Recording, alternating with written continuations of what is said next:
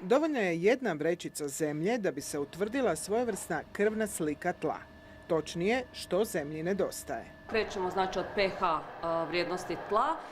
S obzirom na taj rezultat radi se potom karbonati, odnosno hidrolitička kiselost, radimo postotak humusa, ukupnog dušika.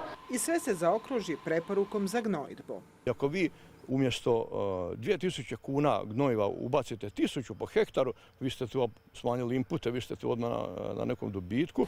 Manje gnojiva, a veći prinosi. Mi smo sada imali 8 tona pšenice po hektaru u ekološkoj proizvodnji. To je moguće na našem tlu, ali to je nemoguće bez analize, prave analize tla i bez suporta struke.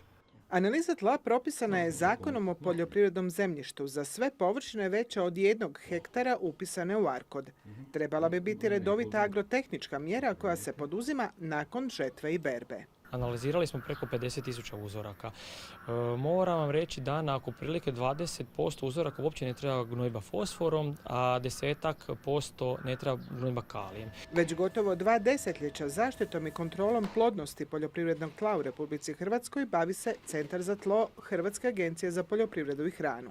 Uz taj referentni centar još je 5 laboratorija diljem zemlje koji se služe istom metodologijom. I sve više raste svijest ljudi o tome da tlo moramo zaštititi na neki način i da moramo imati osnovne informacije o tome s čim raspolažemo. Svi podaci unose se u suvremeni geografski informacijski sustav. I mislim da je to strašno velika stvar da mi konačno zakoračimo u to 21. stoljeće, ali temelj je analiza. Što i gdje sijati i saditi, što zemlji dodati, a što oduzeti. Smjernice su struke za uspješnu poljoprivrednu proizvodnju.